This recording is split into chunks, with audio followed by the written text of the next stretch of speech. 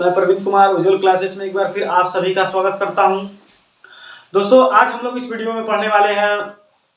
पिछले वीडियो में हमने चर्चा किया था पदार्थ की अवस्थाएं। तो पदार्थ की 3 अवस्थाएं होती हैं, ठोस, द्रव और गैस। मैंने उसमें आपको बताया था और इसमें मैं आपको पूरे डिफिनीशन के साथ यहाँ पे मैं बताने जा रहा हूँ। यानी उसमें भी मैंने बताया था, लेकिन मतलब मैंने वहाँ पे रिटेन नहीं किया था और यहाँ पे मैं आपको रिटेन बताने जा रहा हूँ। ठीक है, तो यदि आप मेरे चैनल पे नए व्यूअर्स हैं तो सबसे पहले आप मेरे चैनल को सब्सक्राइब कर लें और वीडियो को लाइक कर लें। ठीक है, और देखिए, आप अगर पहला वीडियो यहाँ पे जो पहला वीडियो है वो आपने नहीं देखा है तो आप इस वीडियो के नीचे डिस्क्रिप्शन बॉक्स में जाइए और वहां पे आपको उस पहले वीडियो का लिंक मिलेगा और आप वहां से उसको देख सकते हैं। ठीक है, तो अब हम लोग डायरेक्ट अपने टॉपिक पे चलेंगे। इससे पहले मैं आपको बताना चाहूंगा कि आप लोग देखिए, जितने इसमें आप ज्यादा इन्वॉल्व होंगे, यानी जितने इस चैनल से जुड़ेंगे और आपको किसी भी टॉपिक पे दिक्कत होगा तो आप कमेंट बॉक्स में बताएंगे तो जरूर आपको वीडियो वहां पे मिल जाएगा। ठीक है, तो आप टेंशन नहीं लीजिए, बस आप पढ़ाई कीजिए। आपको पूरे वीडियो यहाँ पे पूरे जो चैप्टर वाइज है उसके अकॉर्डिंग आपको मिलेंगे। ठीक ना, तो आप ज्यादा से ज्यादा बच्चों को जोड़िए, यानी आप अपने दोस्तों के पास वीडियो को शेयर कीजिए, उनसे बोलिए देखने के लिए।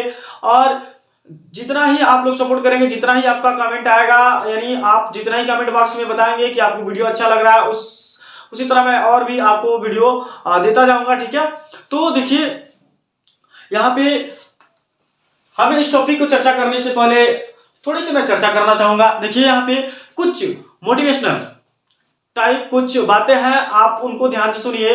तो मैं बात करने वाला हूं यहाँ पे पढ़ाई से रिलेटेड। तो यहाँ पे पढ़ाई से रिलेटेड कैसे आपकी पढ़ाई होनी चाहिए उसके बारे में देखिए। यहाँ पे जो मैं एक छोटा सा मतलब कहानी के तौर पे है उसको मैं बताने जा रहा हूं, आप ध्यान से सुनिएगा। देखिए, क्या है कि ये उन बच्चों के लिए है जो अपनी पढ़ाई को पर डे टालते जाते हैं और समय बीतता जाता है और एक समय ऐसा आता है कि जब पेपर सर पे आ जाता है और उस दौरान परेशानियों का सामना करना पड़ता है और बच्चे अच्छे मार्क्स नहीं ला पाते हैं। ठीक है, तो देखिए, इस कहानी में क्या है कि एक बच्चा है और उसकी माँ है। उसकी माँ बच्चे को लेकर के शहर में जाती है पढ़ाने के लिए और बच्चे का दाखिला हो जाता है किसी स्कूल में और वहां पे बच्चा पर डे स्कूल जाने लगता है। उसकी मम्मी उसके लिए लंच तैयार करती है और उसको हमेशा स्कूल छोड़ने जाती है और बच्चा हमेशा शाम को पढ़ करके जब आता है तो वो हमेशा खेलने चला जाता है और खेल के शाम को आता है तो उसकी मम्मी बोलती है, बेटा कुछ पढ़ लो। तो लड़का बोलता है, देखिए मम्मी, अभी क्या पढ़ूं, मेरा जो पेपर है अभी 6 महीने बाद है, यानी अभी पेपर हमारे लिए क्या है, बहुत दूर है, तो हमें परेशान होने की जरूरत नहीं है। तो उस दौरान बच्चा क्या करता है, टाल देता है और फिर खाना खाता है और सो जाता है। फिर नेक्स्ट डे आता है, फिर वही प्रोसेस चलता रहता है। फिर बच्चे की माँ उसके लिए लंच तैयार करती है और बच्चे को हमेशा स्कूल छोड़ने जाती है। फिर जाता है नेक्स्ट डे बच्चा पढ़ने और पढ़ के बच्चा जब आता है तो फिर वो क्या करता है, अपने बैग को रख देता है और चला जाता है खेलने। फिर बच्चा जब शाम को आता है तो उसकी मम्मी यही बात बोलती है कि आज कुछ पढ़ लो। तो बच्चा फिर वही रिप्लाई करता है कि मम्मी अभी पेपर तो बहुत दूर है, अभी क्या पढ़ना है। फिर ऐसे करते सो जाता है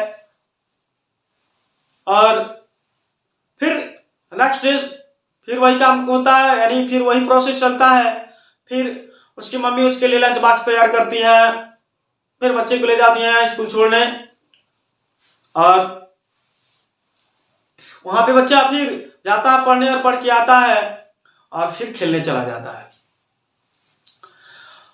उस दिन भी क्या होता है, बच्चा जब खेल करके आता है तो उसकी मम्मी बोलती है, कुछ पढ़ लो बेटा। फिर बच्चा वही प्रोसेस, फिर वही बात दोहराता है और ये प्रोसेस काफी दिनों तक चलता रहता है। अब उसकी मम्मी इस बात को लेकर के चिंतित हो जाती है कि ये तो पढ़ नहीं रहा है तो ये फेल हो जाएगा। अब उसकी मम्मी को काफी चिंता सताने लगता है कि मेरा बच्चा जब पढ़ेगा नहीं तो पास कैसे होगा। अब इस विषय पे वो ज्यादा चर्चा करने लगती है। देखते देखते अब उसका पेपर काफी नजदीक आ जाता है। फिर बच्चे को बोलते हैं शाम को पढ़ने के लिए, फिर बच्चा टालता है। तो जब पेपर का टाइम नजदीक, यानी मे भी मतलब 5 मंथ स्पेंड हो गए रहते हैं, अब उसकी मम्मी काफी मतलब प्रेशर में आ जाती है कि मेरा बच्चा अगर पढ़ेगा नहीं तो पास कैसे होगा, इसमें काफी ज्यादा वो जोर देती है। फिर एक दिन सोचती है कि आखिर ये कब तक ये प्रोसेस चलता रहेगा, ऐसे तो ये बच्चा फेल हो जाएगा।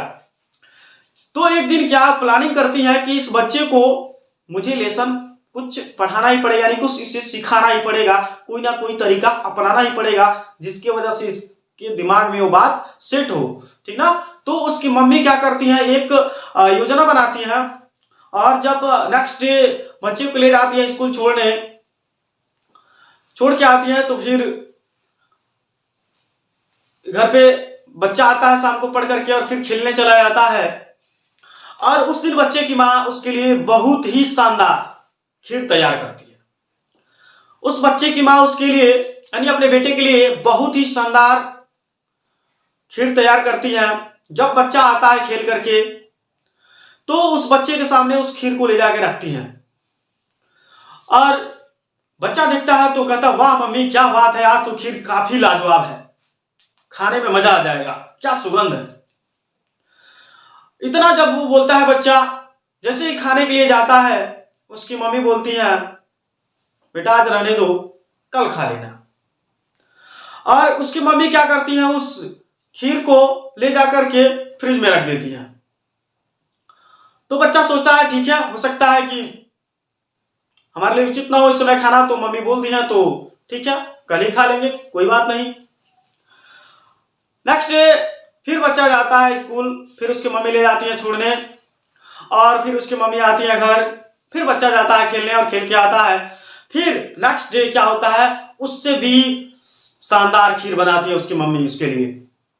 और जब बच्चा आता है तो फिर वो खीर ले जाती है उसको देने के लिए, और वो खीर जब लेके जाती है तो फिर वही बच्चा बोलता है कि वाह मम्मी क्या बात है, आज तो खीर काफी लाजवाब बना है, खाने में मजा आ जाएगा, ठीक ना। तो फिर वो जब खीर जाता है खाने, उसकी मम्मी फिर उस खीर को उठा लेती है और बोलती है बेटा नेक्स्ट डे खा लेना। फिर बच्चा मान जाता है और मम्मी उसके ले जाकर के उस खीर को उसके मतलब फ्रिज में रख देती है, ठीक है।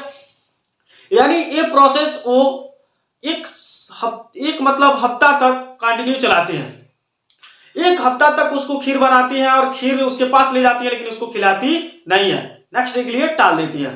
देखिए जब ये प्रोसेस मतलब जब ये 7 दिन हो जाता है, यानी कुल ये मतलब 7 दिन, यानी जब संडे आ जाता है उस दिन की बात है, तो उस दिन बच्चे के लिए जब खीर लेके जाती हैं तो क्या करती हैं, जब बच्चा बैठा रहता है तो उस दिन भी खीर बनाकर लाती हैं, और जो पहले का खीर है वो खीर को भी उस सभी खीरों को ले जाके उसके सामने रख देती हैं, ठीक है। और बच्चे को बोलती हैं खाने के लिए। जब वो खीर 6-7 दिन का खीर एक पास ले जाकर रख देती हैं और बच्चे को बोलती हैं खाने के लिए, तो शुरू में तो बच्चा बहुत ही एक्साइटेड होता है, और खीर का पहला जो कटोरा होता है, यानी वो ले जाकर के बच्चे को दे दी। बच्चा खाया काफी मजे से, और बच्चा वो खीर की कटोरी को अच्छे से खा लेता है।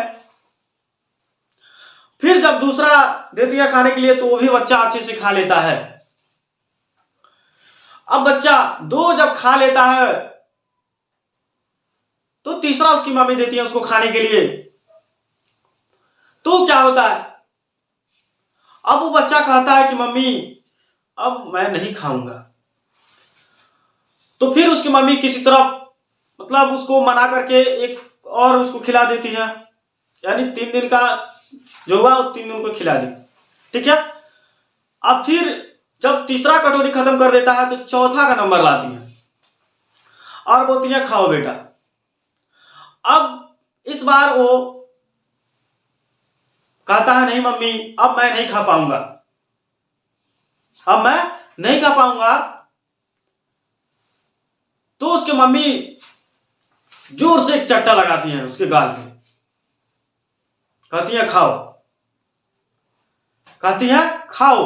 लेकिन वो पूरी तरह से पूरा मतलब कहिए तो पूरा साफ कह देता है कि मैं अब नहीं खा पाऊंगा मम्मी, मैं नहीं खा पाऊंगा, कुछ भी कर लीजिए मैं नहीं खा पाऊंगा। ठीक है, तब वहीं पे वो बात बताती है उसको कि देखो, जब तुम एक हफ्ता का तुम खीर एक दिन नहीं खा सकते हो, एक दिन में नहीं खा सकते हो, तो तुम बताओ तुम 6 महीने की पढ़ाई एक दिन में कैसे कर लोगे?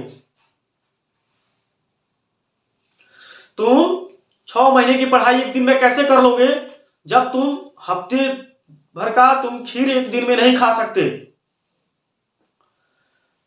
तो वहां पे उस बच्चे को बताती हैं कि देखो बेटा, मेरे यहां पे ऐसा करने का मतलब क्या है कि यदि तुम पढ़ाई को टालते जाओगे तो पढ़ोगे कब? जब पेपर आ जाएगा सामने तब। क्या तुम पूरी 6 महीने की पढ़ाई एक दिन 2 दिन में पूरा कर लोगे? क्या ऐसे तुम पास कर लोगे?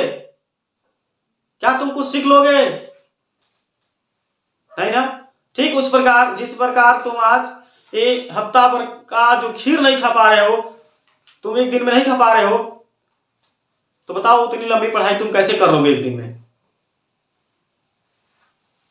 ठीक है, तो देखिए हमारे कहने का मतलब क्या है कि आप पढ़िए, आप रेगुलरिटी बनाइए, लगातार पढ़िए, थोड़ा थोड़ा ही पढ़िए लेकिन हमेशा पढ़िए, रोज पढ़िए, तो आप बेहतर बन जाएंगे और आपको किसी भी प्रकार का कोई कभी दिमाग पे ज्यादा जोर नहीं आएगा, आप टेंशन में नहीं आएंगे। इस प्रकार से आपकी पढ़ाई बड़ी आसानी से कंप्लीट हो जाएगी और आप अच्छे से सभी टॉपिक को पढ़ भी लेंगे। तो आज का जो ये छोटा सा कहानी रहा है आपके लिए, ये शिक्षा दे रहा है कि आप पढ़ाई कीजिए अपनी। आप एक ही बार जो पोता पोतरी बना करके सोचते हैं कि एक ही बार महीने की पढ़ाई हम एक ही दिन में कर लेंगे, तो देखिए बच्चों ये संभव नहीं है। आप ऐसा बिल्कुल मत कीजिए। ठीक है, तो चलिए अब हम लोग डायरेक्ट चलते हैं अपने टॉपिक पे। टॉपिक हमारा क्या है यहाँ पे देखिए, ठोस यानी द्रव की जो द्रव्य जो यहाँ पे पदार्थ की अवस्था हम लोग पढ़ रहे थे, तो उसमें तीनों पढ़ना था। तो उसमें जो आज हम लोग पढ़ने वाले हैं, जो पहला है वो है ठोस। ठोस क्या होता है उसके बारे में जानेंगे। देखिए, पदार्थ की वह अवस्था जिसमें उसका आकार तथा आयतन दोनों क्या हो, निश्चित होते हैं तथा उनके कणों के बीच अंतरा आणविक आकर्षण बल अधिक होते हैं, उसको बोला जाता है ठोस। ठीक है, यानी पदार्थ की वह अवस्था जिसमें उसका आकार तथा आयतन दोनों क्या हो, निश्चित हो, उसको बोला जाता है ठोस। और उनके कणों के बीच अंतरा आणविक आकर्षण बल इंट्रामॉलिक्यूलर फोर्स बहुत ज्यादा पाया जाता है, जिसके वजह से उसके जो कण होते हैं वो आपस में बहुत ही ज्यादा आपस में चिपके रहते हैं। उनके कणों के बीच में गैपिंग नहीं होती है, पूरे आपस में चिपके रहते हैं। ठीक है, जैसे यहाँ पे जो देखिए चाक जो हम यहाँ पे मार्कर लिए हैं, इसकी बात करें तो देखिए ये भी क्या है, एक ठोस है। और क्यों ये ऐसे दिख रहा है, क्योंकि इसके जो पार्टिकल्स हैं, जो कण हैं, उनके कणों के बीच में बहुत ही ज्यादा इंट्रामॉलिक्यूलर फोर्स पाया जा रहा है, जिसकी वजह से इसमें सभी कण आपस में चिपके हुए हैं। ठीक है, तो इसको क्या बोलेंगे, हम ठोस बोलेंगे। देखिए ठोस की और भी क्वालिटी जानिए, संपीड़िता होता है, यानी ठोस को आप दबा नहीं सकते हैं। क्यों? क्योंकि इनके कणों के बीच में स्पेस नहीं पाया जाता है, इसकी वजह से इसको आप दबा नहीं सकते हैं। ठीक है, क्या ठोस के कण, क्या जो ठोस है ये अपने आप तैर सकता है? कभी नहीं। क्यों? क्योंकि ये तरल नहीं है, ये ठोस है। क्या आप सपोज कीजिए आपके फर्श पे, अगर फर्श पे आप मार्कर को रख दीजिए तो क्या अपने आप वो बहते जाता है? नहीं, बिल्कुल नहीं, ये ठोस है। ठीक ना, तो क्या है इसमें क्या पाया जा रहा है, देखिए इसमें सबसे ज्यादा अंतरा आणविक आकर्षण बल पाया जा रहा है, जिसकी वजह से इसके जो पार्टिकल्स हैं वो काफी ज्यादा आपस में जुड़े हुए हैं। जैसे आप लोग ईंट को ही ले लीजिए, ठीक ना। देखिए कितना सॉलिड है, क्या उसके कणों के बीच में रिक्त स्थान पाए जा रहे हैं? नहीं। क्यों? क्योंकि जो उसके छोटे छोटे पार्टिकल्स हैं, उनके पार्टिकल्स के बीच में जो अंतरा आणविक आकर्षण बल है, इंट्रामॉलिक्यूलर जो फोर्स है, उनकी क्या है, मात्रा ज्यादा है, इसलिए वो क्या है, आपस में एक दूसरे से चिपके हुए हैं। ठीक ना। पत्थर को ले लीजिए, ये सब क्या है, ठोस है। लकड़ी ले लीजिए, ये भी क्या है, ठोस है। ठीक ना। देखिए अब दूसरा हम लोग देखिए यहाँ पे अभी देखिए जो यहाँ पे हमने दिखाया है, क्या इनके कणों के बीच में देखिए बहुत ही बारीकी है, यानी इसको हम बोलते हैं क्या, देखिए जो कणों के बीच में अंतरा आणविक आकर्षण बल, यानी इसको इंग्लिश में बोलते हैं इंट्रा मॉलिक्यूलर फोर्स। ठीक है। और ये क्या है, ठोस है।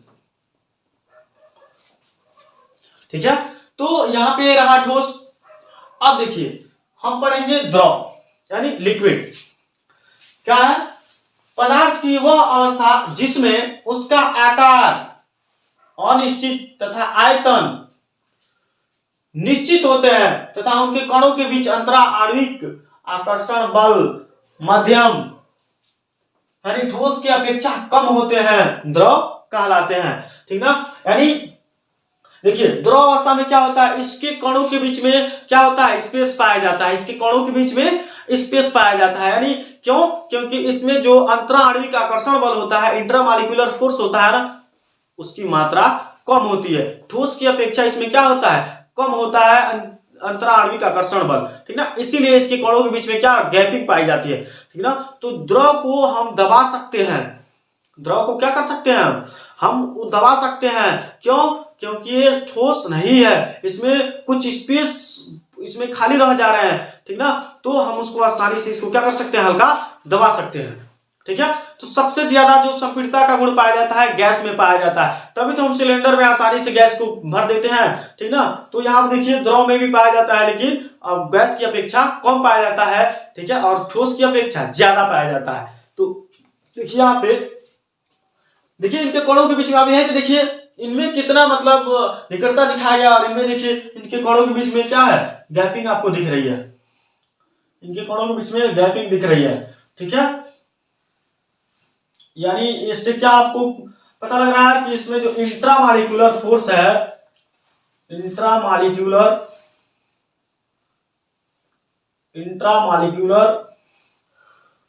फोर्स है, यानी अंतरा आणविक आकर्षण बल जो है वो क्या है, कम है, ठोस की अपेक्षा कम है। इसीलिए क्या हो रहा है, जो द्रव के अणु है वो दूर दूर रह रहा है, इनके कणों के बीच में क्या पाया जा रहा है, गैपिंग पाया जा रहा है।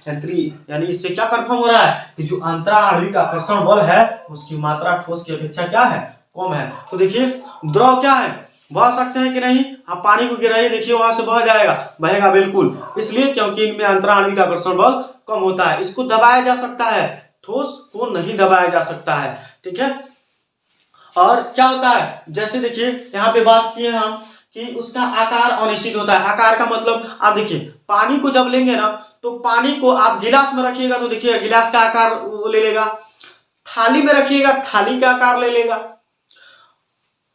तसली में लीजिएगा तसली का आकार ले लेगा, बड़का जो बर्तन लेंगे आप उसका आकार उसमें रखेंगे, उसमें उसका आकार ले लेगा, वो डब्बा में रखिए डब्बे का आकार ले लेगा। यानी पानी का क्या, पानी का कोई आकार निश्चित नहीं होता है। ठीक ना। वो अनिश्चित होता है, वो जिस पार्ट में यानी जिस कंटेनर में जिस बर्तन में जाएगा उसका आकार धारण कर लेगा। ठीक है। तो ये रहा आपका यहाँ पे द्रव।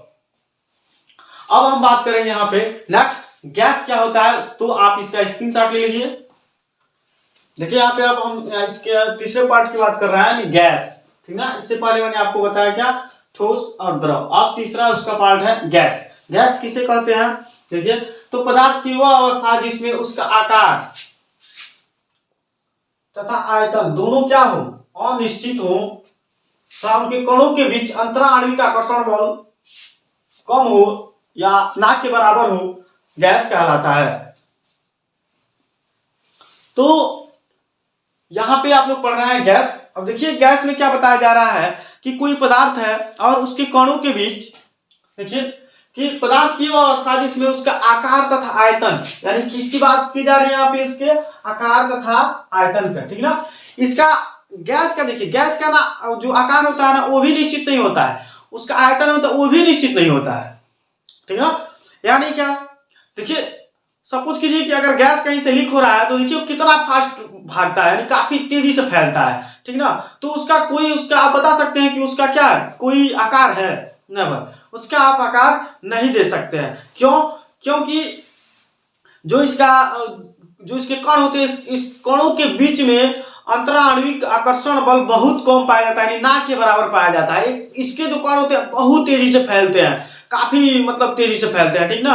इसीलिए जो देखिए यहाँ पे ऑक्सीजन है, नाइट्रोजन है, या जो आपके एलपीजी गैस जो है, ठीक ना, तो वो देखिए ये सब क्या है, ये बहुत तेजी से फैलते हैं। क्यों? क्योंकि इनके कणों के बीच में जो अंतराणविक आकर्षण बल होता है बहुत कम होता है, ना के बराबर होता है। देखिए फिर उनके कणों के बीच अंतराणविक आकर्षण बल कम होता है। देखिए इनके कण कितने दूरी पे है, देखिए कितने दूरी पे है इसके कण, ठीक ना। और देखिए ये क्या है, इसमें यानी अंतराणविक आकर्षण बल बिल्कुल नहीं पाया जाता है, ठीक ना। यानी ये क्या है, ये गैस है, गैस के कण है, गैस के मॉलिक्यूल है, ठीक ना। तो इनके कणों के बीच में अंतराणविक आकर्षण बल बहुत ही कम पाया जाता है, यानी ना के बराबर पाया जाता है, तो उसको बोलते हैं गैस। यानी देखिए बात करें गैस, जैसे आपने क्या किया, जैसे गुब्बारे में आप हवा भरे तो गुब्बारे को देखिए वहां पे क्या कर रहे हैं, इसमें क्या संपीड़ितता पाई जाती है, यानी गुब्बारे को, इस गैस को आप दबा सकते हैं, ठीक ना, फोर्सली। जैसे आप गुब्बारे में जब हवा भर रहे हैं तो उसमें देखिए आप दबा रहे हैं तो गुब्बारा जिससे फूलता जा रहा है, ठीक ना। और एक समय आता है गुब्बारा पूरा फूल जाता है। तो क्या आप देख रहे हैं वहां पे कि आपने वहां पे क्या किया, गैस को दबाया। या दूसरा देखिए जो आपके घरों में यानी रसोई घर में जो खाना बनता है तो जो एलपीजी आप लोग यूज करते हैं उसमें गैस को कैसे फिलअप किया जाता है, तो उसको दबाया जा सकता है। जब दबाया जा सकता है तो आसानी से उसमें भरा जाएगा, ठीक ना, इसके वजह से। और जब वही गैस अगर लीकेज करता है तो देखिए उसमें क्या देखते हैं आप, बहुत तेजी से उसका सुगंध बहुत तेजी से फैलता है, ठीक ना, यानी बहुत तेजी से गैस फैलता है। क्यों? क्योंकि इनके कणों के बीच में जो अंतराणविक आकर्षण बल है ना वो ना के बराबर पाया जाता है, इसलिए इनके कणों के बीच में आकर्षण होता नहीं है, ठीक ना। तो जब होगा नहीं तो इसके कण आपस में जुड़ेंगे नहीं, और इसमें जब नहीं है तो काफी दूर दूर हो रहा है कण, और वह आसानी से क्या हो रहा है, काफी तेजी से फैल रहे हैं। तो ये रहा गैस, ठीक है। तो आज के जो टॉपिक में हमने बताया आपको पदार्थ की अवस्थाओं के बारे में, तीनों के बारे में बताया मैंने, ठोस, द्रव और गैस, ठीक ना। तो मैं आशा करता हूं कि आपको ये तीनों टॉपिक आज का बहुत अच्छे से समझ में आया होगा। आप यदि मेरे चैनल पे नए व्यूअर्स हैं तो सबसे पहले मेरे चैनल को सब्सक्राइब कर लें और वीडियो को लाइक कर लें और बेल आइकन को दबाना बिल्कुल ना भूलें, जिससे कि मेरा जो भी नेक्स्ट वीडियो है उसका नोटिफिकेशन सबसे पहले आपको प्राप्त हो। Thanks for watching video. जय हिंद।